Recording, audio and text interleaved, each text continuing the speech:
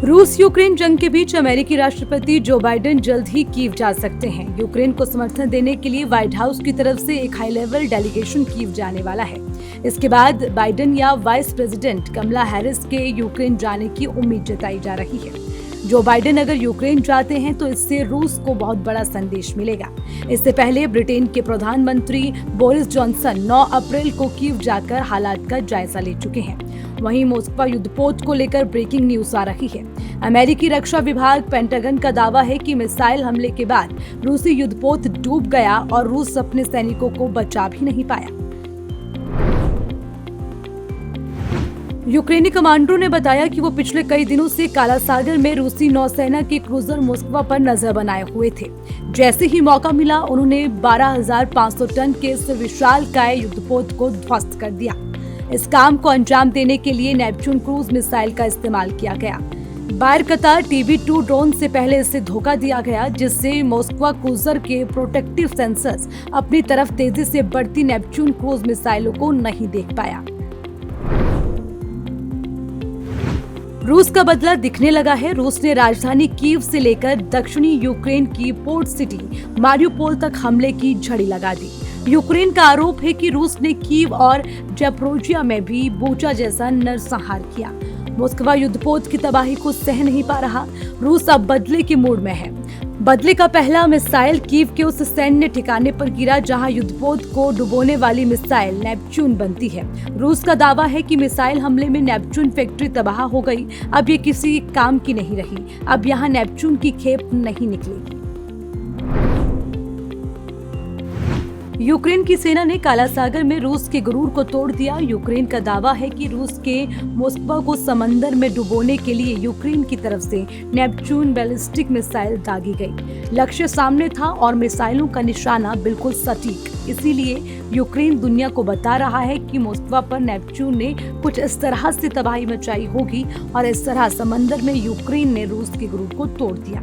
Ukraine का दावा है कि मिसाइलों के हमले के बाद मॉस्को युद्धपोत पर लगी भयानक आग से रूस का ये विशाल युद्धपोत काले सागर में डूब गया और रूस के लगभग 500 सैनिक देखते रह गए। कल रूस के युद्धपोत को यूक्रेन ने तबाह करने का दावा किया। खबर है कि अमेरिका और पश्चिमी देशों की मॉस्को नाम के इस युद्धपोत पर नजर थी। कई हफ्तों की निगरानी के बाद जब ये पता चला कि रूस की तरफ से इसे पर्याप्त सुरक्षा नहीं दी गई है तो 2 ड्रोन भेजकर इसे धोखा दिया गया। जानबूझकर ड्रोन युद्धपोत की रडार में आए। इससे मॉस्को का ध्यान भटका और 2 नेपच्यून मिसाइलों ने उसका काम तमाम कर दिया। अमेरिका इस युद्धपोत के डूबने से डरा हुआ है। माना जा रहा है कि इसमें P-1000 सुपरसोनिक मिसाइलें थी, जिससे भविष्य में परमाणु हादसा होने का डर विशेषज्ञों को सता रहा है। सारी दुनिया भर के जानकार बाइडेन के यूक्रेन जाने से डरे हुए हैं। उन्हें लगता है कि अमेरिकी राष्ट्रपति का ये दौरा विश्व युद्ध को भड़का सकता है। नाटो देशों में आजकल यूक्रेन जाने की होड़ लगी हुई है। यूक्रेन राष्ट्रपति जेलेंस्की के साथ बाल्टिक देशों के 4 राष्ट्राध्यक्ष कीव के उपनगर ब्रोदियांका की तबाही का जायजा लेने के लिए निकले थे। इस तस्वीर के जरिए पोलैंड, लिथुआनिया, लातविया और एस्टोनिया के नेताओं ने यूक्रेन के राष्ट्रपति और उसी के साथ जेलेंस्की के साथ एकजुटता दिखाई, जिसके बाद अब बाइडेन भी कीव जाने की तैयारी में है। पुतिन को ये बात बर्दाश्त नहीं हो रही कि रूस के हमलों की पहली लहर से यूक्रेन हारा क्यों नहीं। पुतिन को गुस्सा इस बात से आ रहा है कि दुनिया की महाशक्तिशाली सेना यूक्रेन जैसे छोटे देश को अब तक रोंद क्यों नहीं पाई। पुतिन का ये गुस्सा अब अपनी सेना के अधिकारियों पर फूट रहा है। कहाँ तो रूस दावा कर रहा था कि T20 अंदाज में यूक्रेन का खेल खत्म कर देंगे और कहाँ तो ये युद्ध टेस्ट मैच की लंबी श्रृंखला साबित हो गया। लेकिन पुतिन ने अब वो फैसला लिया है जिससे लेने से वो बचना चाहते थे। पुतिन ने अब यूक्रेन के खात्मे की जिम्मेदारी एक ऐसे इंसान को दी है जिसे बुचर ऑफ सीरिया यानी कि सीरिया का कसाई कहा जाता है। पुतिन ने अपने सबसे खूंखार और जालिम जनरल अलेक्जेंडर को यूक्रेन की जिम्मेदारी दी है। काला सागर से रूस के जंगी जहाज को यूक्रेनी मिसाइलों ने डुबो दिया था। रूस इस बात को कबूल तो नहीं कर रहा, लेकिन उसने बदले की कार्रवाई जरूर की है। यूक्रेन ने अपने नेपच्यून मिसाइलों से मॉस्को शिप पर हमला कर दिया था। जिससे जहाज में आग लग गई और वो डूब गया। नेपच्यून मिसाइलों की फैक्ट्री कीव के नजदीक है। कल रूसी मिसाइलों ने इस फैक्ट्री को निशाना बनाया और तबाह कर दिया।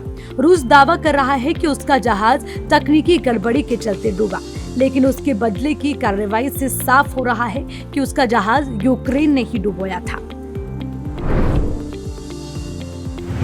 कीव के आसपास लगातार धमाके हो रहे हैं। रूस का दावा है कि नेपच्यून एंटी शिप मिसाइल बनाने वाली फैक्ट्री को बर्बाद किया गया।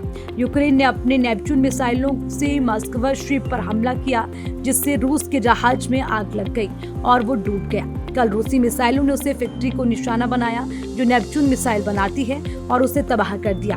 वैसे तो रूस लगातार ये दावा कर रहा है कि उसका जहाज तकनीकी गड़बड़ी के चलते डूबा, लेकिन उसके बदले की कार्रवाई से साफ है कि उसका जहाज यूक्रेन ने डुबोया। रूस ने युद्धपोत की तबाही का बदला लेना शुरू कर दिया। आज रूस ने सबसे बड़ा हमला किया। एक साथ यूक्रेन के 10 शहरों पर ताबड़तोड़ हमले किए गए। उत्तर से दक्षिण तक हमलों की झड़ी लगा दी। राजधानी कीव और दूसरे सबसे बड़े शहर खार्किव में मिसाइलें बरस रही हैं। खार्किव में 10 लोग मारे गए, 42 जख्मी हो गए, तो वहीं पोर्ट सिटी मारियुपोल पर भी हमला तेज हो गया। पूरा शहर धुआं है। बेलगोरोद में भी फिर से जंग छिड़ गई। रात भर धमाके की आवाजें आती रही। अलर्ट सायरन बजता रहा। यूक्रेन का एयर डिफेंस सिस्टम भी एक्शन में आ गया। जेलेंस्की का आरोप है कि खेरसन और उसी के साथ ज़ैपोरिज़िया में रूसी सैनिकों ने आम नागरिकों को चुन चुन कर मारा, जो यूक्रेनी सेना और सरकार के साथ किसी तरह से जुड़े थे।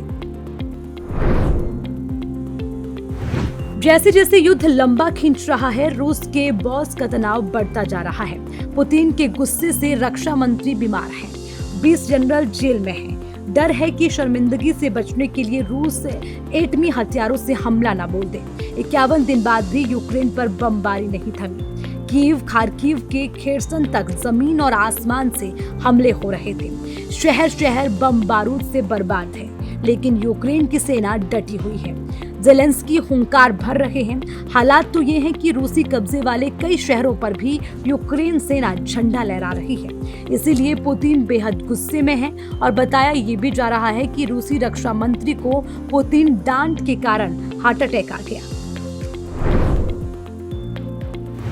क्या ये वाकई में सच है कि यूक्रेन में तकरीबन 2 महीने तक जंग के बाद रूस इस कदर बौखला गया कि वो अब फॉस्फोरस बम जैसी खतरनाक चीजों का इस्तेमाल कर रहा है? ऐसी खबरें यूक्रेन की ज़ैपोरिज़िया में रूस के ताजा हमलों के बाद सामने आई। खबर है कि ज़ैपोरिज़िया में रूस ने सफेद फॉस्फोरस बम से हमला किया। दुनिया के सामने ये खबर ब्रिटेन के हवाले से आई कि पूर्वी यूक्रेन पर कब्जा करने के लिए रूस वॉर के सेकेंड फेज से पहले फॉस्फोरस बम से अटैक तेज कर सकता है। और तो और वहीं पर मारियुपोल को जीतने के लिए व्हाइट फॉस्फोरस का इस्तेमाल कर सकता है, जो फटने के बाद 2700 डिग्री की ऐसी गर्मी पैदा करता है। ये तापमान इतनी गर्मी पैदा करता है कि इंसान को पल भर में भाप में तब्दील कर देता है। यूक्रेन की सेना के सूत्रों के मुताबिक रूस की सेना ने कीव में भी फॉस्फोरस बम से अटैक किया। इसके अलावा जिन इलाकों में फॉस्फोरस अटैक की बात सामने आ रही है, उनमें मार्निका, क्रास्नोहॉर्विका और नोवोमाइकोलाव्का शामिल है। जो बाइडेन अब वो करने जा रहे हैं जो पुतिन की टेंशन को 7वें आसमान पर पहुंचा देगा, तब जबकि यूक्रेन में रूस की सेना तांडव कर रही है, जबकि यूक्रेन को सीधी मदद देने में ताकतवर मुल्कों का पसीना छूट रहा है। बाइडेन ने तय किया है कि वो कीव जाएंगे, जेलेंस्की के समर्थन में सीधे कीव से हुंकार भरेंगे। 2 दिन पहले बाल्टिक देशों के 4 राष्ट्राध्यक्ष यूक्रेन पहुंचे थे। जेलेंस्की के साथ उनके ये याराना वाली तस्वीरें देखकर पुतिन जरूर तिलमिला गए होंगे। चारों राष्ट्रपतियों ने यूक्रेन की तबाही देखी और 2 टूक कहा कि ये बर्बादी मंजूर नहीं, और अब बाइडेन की तरफ से संदेश आया कि वो कीव कूच करने वाले हैं। विश्व में इस समय 2 बड़े वैश्विक मुद्दे हैं जो पूरी दुनिया को परेशान कर रहे हैं। पहला है रूस और यूक्रेन के बीच चल रहा युद्ध, जो 52 दिनों के बाद भी रुकने का नाम नहीं ले रहा। यूक्रेन जैसा छोटा सा देश रूस जैसे सुपर पावर को कांटे की टक्कर दे रहा है। अपनी हालत से बौखलाए रूस बार बार न्यूक्लियर हमले की धमकी दे रहा है। ऐसा हुआ तो विश्व युद्ध शुरू होना निश्चित है। तो वहीं दूसरी तरफ चीन और ताइवान के बीच तनाव बढ़ता जा रहा है। कयास लगाए जा रहे हैं कि इन दोनों के बीच कभी भी युद्ध छिड़ सकता है। ये भी तीसरा विश्व युद्ध शुरू होने की वजह बन सकता है। क्या सच में अब विश्व युद्ध की आशंका सच होने वाली है?